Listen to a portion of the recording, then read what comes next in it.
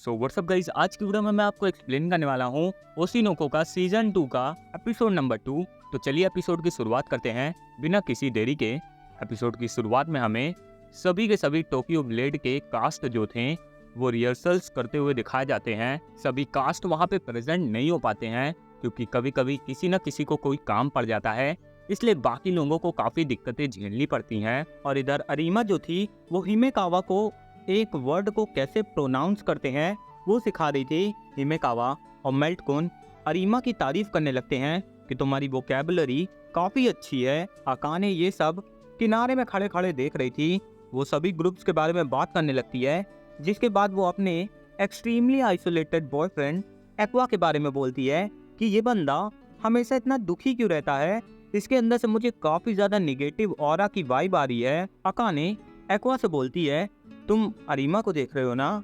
Aqua बोलता है, हाँ, मैं अरीमा को ही इतनी देर से देख रहा था। अकाने बोलती है, वैसे हम दोनों गर्लफ्रेंड बॉयफ्रेंड हैं, तो तुम ऐसे दूसरी लड़की को कैसे देख सकते हो? एक्वा अकाने की बात पूरी नहीं सुनता।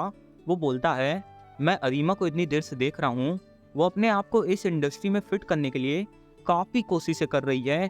पहले वो मीडियोकर्स एक्टर्स के साथ प्रैक्टिस करा करती थी और वो उनके साथ परफॉर्म करा करती थी, इसलिए वो वहाँ पे अच्छे से compete कर लेती थी। लेकिन आज उसका सामना हिमेकावा, जो ललाई ग्रुप का हेडलाइनर रह चुका है, उसके साथ है, इसलिए वो काफ़ी मेहनत कर रही है। वैसे अकाने, तुम सवेरे से बिल्कुल भी रिहर्सल्स नहीं कर रही हो, क्या तुम्हें अरीमा चांद से पीछे होना है? अकाने जो थी वो एक्वा से प्यार भरी बातें करना चाहती थी, लेकिन एक्वा जो रहता है वो उसको खोटियाँ सुना देता है, जिसके बाद अकाने का मुंह फूल के गुब्बारा हो जाता है। एक्वा बोलता है, क्या तुम मेरी बातें भी सुन रही हो? अगर तुम मुझसे गुस्सा हो यार तो सीधा मुंह पे बोलो ना, ऐसे बच्चों वाली शक्लें मत बनाओ मेरे सामने। जिसके बाद हमें अकाने के रिहर्सल्स दिखाए जाते हैं। अकाने जो थी वो अपनी स्क्रिप्ट को अच्छे से परफॉर्म नहीं करती। डायरेक्टर उससे बोलता है, यार तुम क्या कर रही हो? मैंने तुम्हें बोला ना कि अपने शब्दों को अपने एक्सप्रेशंस के साथ मैच कराओ। अगर तुम ऐसा ही करती रहोगी तो तुम यहाँ के लोगों से कैसे compete करोगी? अकाने बोलती है, तो ये कैसा रहेगा, यहाँ के सभी लोगों को उड़ा दो। अपना डायरेक्टर बोलता है, वाह वाह वाह वाह, बहुत अच्छी एक्टिंग करी है, अब अरीमा तुम्हारी बारी है, आ जाओ। अकाने बोलती है, मैंने तो बेकार एक्टिंग करी, फिर भी इन्होंने मेरे इन शब्दों को कैसे एक्सेप्ट कर लिया? जिसके बाद अकाने अपने करेक्टर के बारे में बताने लगती है। उसका करेक्टर जो होता है उसका मांगा में भी ज़्यादा रोल नहीं है, क्योंकि स्टार्टिंग में उसके करेक्टर को सुरुगी के साथ लव इंटरेस्ट में दिखाया गया था, लेकिन बाद में जो लोग रहते हैं वो सुरुगी को उसके अपोनेंट के साथ सिप करने लगते हैं, जिसकी वजह से डिमांड पे अपनी अकाने का जो करेक्टर रहता है उसका रोल धीरे धीरे खत्म हो जाता है। और इसीलिए अकाने जो थी वो इतनी कम स्क्रिप्ट के साथ अपने करेक्टर का बिहेवियर और नेचर को अच्छे से अडेप्ट नहीं कर पा रही थी, इसलिए वो धीरे धीरे अपने तरीके से इमेजिनेशन के साथ अपने करेक्टर के नेचर को अडेप्ट करने की कोशिश कर रही है, जो उसकी स्क्रिप्ट में भी नहीं लिखा है। इसलिए अकाने को काफ़ी दिक्कतों का सामना करना पड़ रहा है। अगले सीन में हमें टुडे विल बी स्वीट और हमारे टोक्यो ब्लेड की ऑथर्स एक साथ रेड बुल पीते हुए दिखाए जाते हैं। हमें बताया जाता है टुडे विल बी स्वीट की ऑथर जो है उसका नाम योरिको है और उसकी असिस्टेंट टोक्यो ब्लेड की ऑथर है जिसका नाम अबिको है। अबिको योरिको से बोलती है, सिंसे मुझे आपसे एक एडवाइस चाहिए थी, क्योंकि आपकी काफ़ी सारी मांगास जो हैं उनका एनीमे या ड्रामा एडेप्टेशन हुआ है, इसलिए आपको एक्सपीरियंस है। क्योंकि इस बार पहली बार मेरा टोक्यो ब्लेड जो मांगा है उसको एक ड्रामा एडेप्टेशन मिलने वाला है, इसलिए मैं आपको अपने रिहर्सल्स की जगह पे बुलाना चाहती हूँ ताकि आप मुझे वहाँ चल के कुछ ज़रूरी एडवाइसेस दे सकें। इधर अकाने जो थी वो अपने करेक्टर से बात करते हुए बोल रही थी, मुझे माफ़ कर दो मेरी करेक्टर, मैं तुम्हारे लिए शर्मिंदा हूँ क्योंकि तुम्हारा स्टोरी में ज़्यादा रोल नहीं है। अब अगर मांगा का ही तुम्हें स्क्रीन टाइम नहीं देना चाह सकता तो मैं क्या कर सकती हूँ? हमें फिर से दोनों मांगा कास्ट दिखाए जाते हैं। योरिको जो होती है वो बिल पे कर देती है। अबिको बोलती है, तुम्हारा शुक्रिया बिल पे करने के लिए, लेकिन इसकी कोई ज़रूरत नहीं थी। योरिको बोलती है, मुझे पता है आजकल तुम मुझसे ज़्यादा कमाती हो, लेकिन फिर भी आज भी तुम मेरी स्टूडेंट हो, इसलिए मैं तुमसे बड़ी हुई ना इसलिए मुझे बिल पे करने दो। वो लोग चलने लगते हैं। तभी अभी को बोलती है, अरे रुक जाओ, मैं अपने दांत साफ करना भूल गई, आती हूँ अभी। यूरिको अबीको के बारे में बताने लगती है कि कैसे अबीको के ऊपर कितना प्रेशर रहता है, फिर भी वो खुद से काम करती है। भले ये मुश्किल हो, लेकिन अबीको को खुद से सारे कैरेक्टर्स को डिज़ाइन करना और पैनल्स को डिज़ाइन करना पसंद है, इसलिए वो ये काम करती है। जिसके बाद यूरिको बाथरूम में जाती है। वो अबीको को देखती है कि अबीको 2 ब्रशेस से अपने दांतों को साफ कर रही थी। यूरिको उससे पूछती है, अरे पगली क्या कर रही है? अबीको बोलती है, अगर मैं 2 ब्रशेस का इस्तेमाल करूंगी तो मैं एक बार में 2 बार ब्रश कर लूंगी और साथ ही साथ मेरा काम थोड़ा जल्दी हो जाएगा, क्योंकि मुझे दूसरों को वेट कराना पसंद नहीं है। इसलिए इधर हमें टोक्यो ब्लेड के रिहर्सल्स फिर से दिखाए जाते हैं। वहाँ पे अपना स्क्रिप्ट राइटर आ चुका था। डायरेक्टर और स्क्रिप्ट राइटर आपस में बात चालू कर देते हैं। इधर अकाने जो थी वो एक्वा से बोल रही थी कि स्क्रिप्ट जो है वो मांगा से थोड़ी बहुत मेल नहीं खाती, इसलिए मुझे थोड़ी स्टोरी जो है वो अच्छी नहीं लग रही। एक्वा बोलता है, मुझे भी अच्छी नहीं लग रही, तो क्या तुम स्क्रिप्ट राइटर से इसके बारे में बात करना चाहोगी? अकाने बोलती है, नहीं, हम लोग एक्टर्स हैं, हम ऐसा नहीं कर सकते, स्क्रिप्ट राइटर का तो काम ही होता है स्क्रिप्ट लिखना। एक्वा रुकता नहीं है। वो स्क्रिप्ट राइटर से जाके बोलता है, एक्सक्यूज मी सर, मुझे आपको बताना था कि अकाने सान को कुछ दिक्कतें हो रही हैं, वो स्क्रिप्ट से रिलेटेड आपसे बात करना चाहेंगी। अकाने बोलती है, लेकिन एक्वा बोलता है, अरे यार, दोनों के दोनों यहीं पे हैं, इन दोनों छछुंदर से बात कर लो ना। अकाने बोलती है, ठीक है।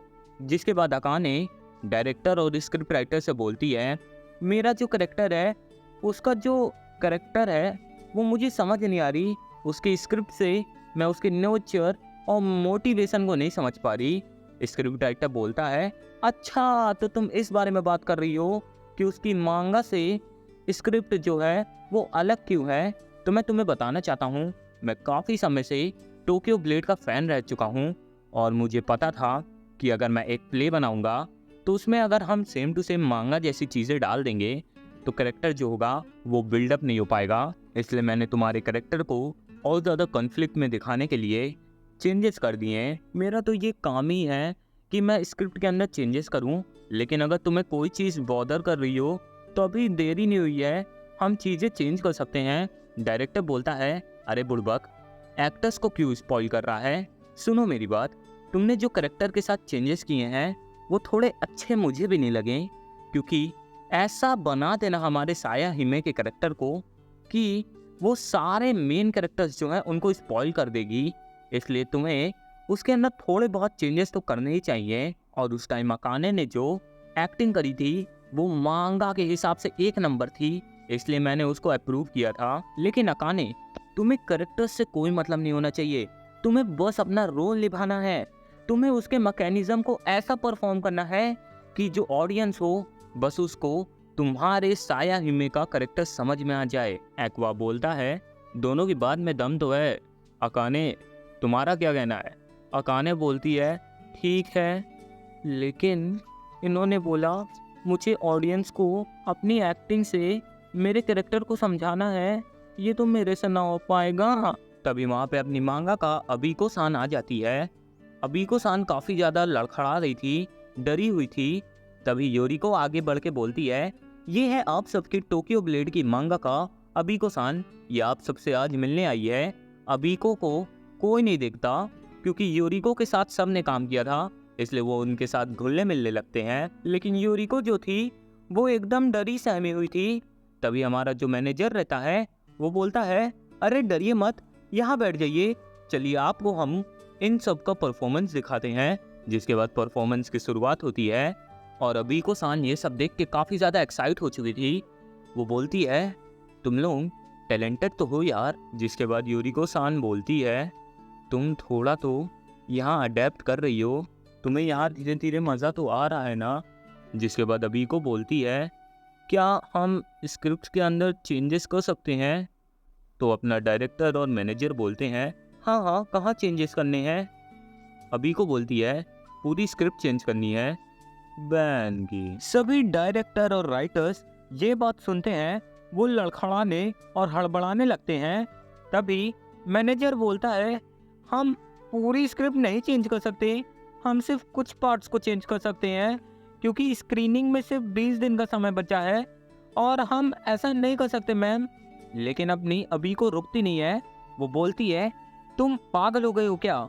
मैंने तुमको कई बार मना किया था और तुमको कई बार सजेशंस दिए थे कि मेरे स्क्रिप्ट के अंदर ये चेंजेस कर दो, लेकिन तुमने ये चेंजेस नहीं किए, तो ये तुम्हारी गलती है और मुझे नहीं पता, लेकिन मेरी स्क्रिप्ट के अंदर मेरे हिसाब से चेंजेस होने ही चाहिए। राइटर भी बोलता है, लेकिन मैम अभी स्क्रिप्ट को चेंज करना सही नहीं होगा क्योंकि काफ़ी कम समय हमारे पास बचा है।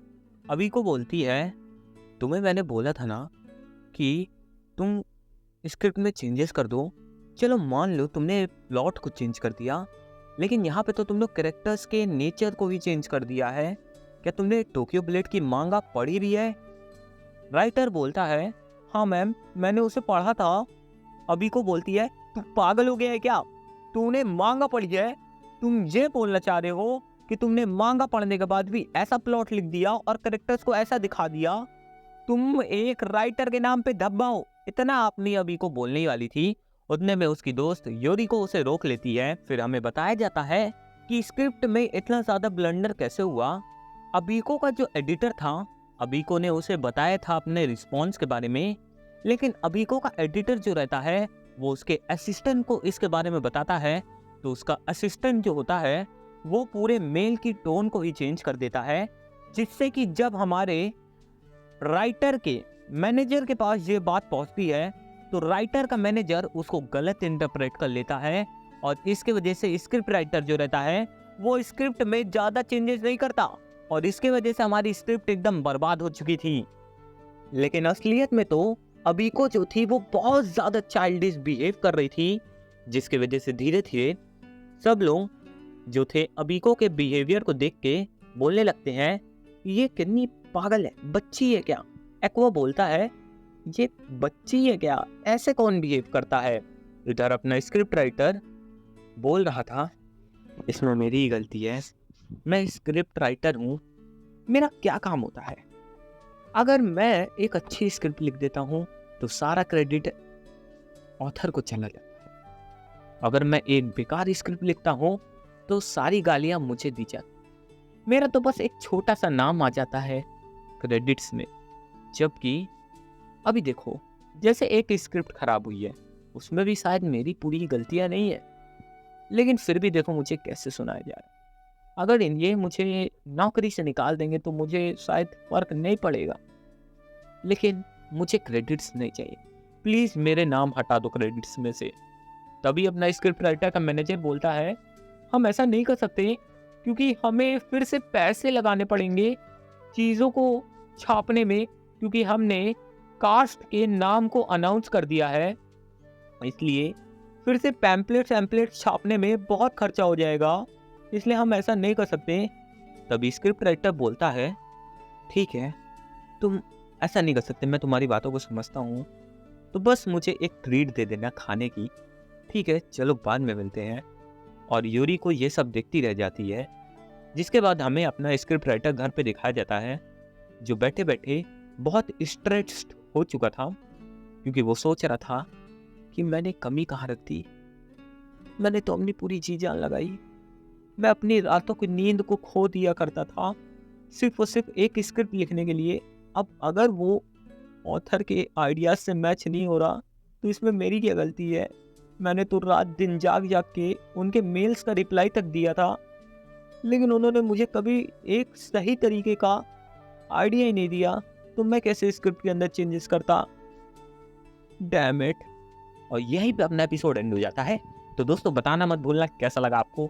मज़ेदार भाई, ये सीज़न मेरे को थोड़ा मज़ेदार लग रहा है ओसिनोको का, बोरिंग हो गया था बीच में, लेकिन आप थोड़े नए कैरेक्टर्स जोड़ ले हैं तो मज़ा आना शुरू हो गया है। तो बस गाइस लाइक कर दो, चैनल को सब्सक्राइब कर दो, वीडियो को लाइक करना मत भूलना। क्या मैं बोल रहा हूँ भाई, मेरे को भी नहीं